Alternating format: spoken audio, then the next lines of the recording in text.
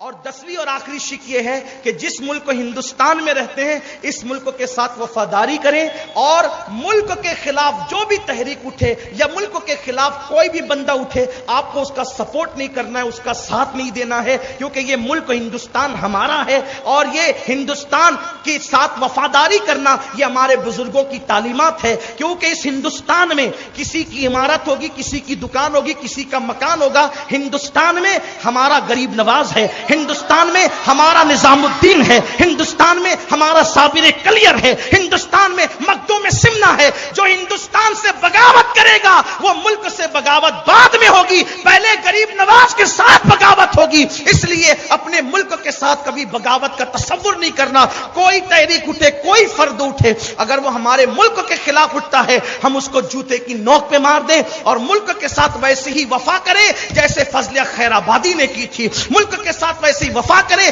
جیسے امیر خسرو نے کی تھی، ملک کے ساتھ ویسے ہی وفا کرے جیسے حضرت کافی مراد آبادی نے کی تھی۔ اور کافی مراد آبادی تو ہمارا وہ بطل جلیل ہے کہ قیامت تک کے ان مجاہدین آزادی پر ہم فخر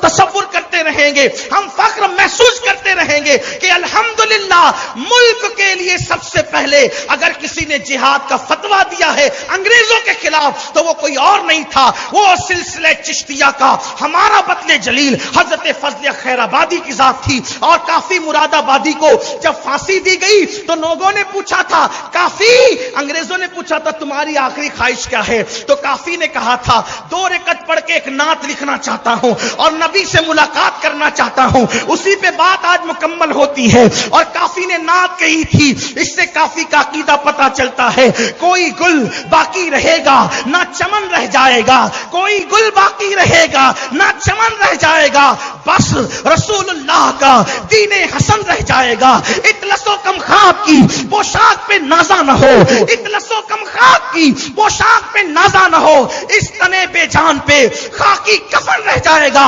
ہم سفیر و باغ میں ہیں، کوئی دم کا چہچہا بلبلیں اڑ جائے گی، سونا چمن رہ جائے گا۔ جو پڑے گا صاحب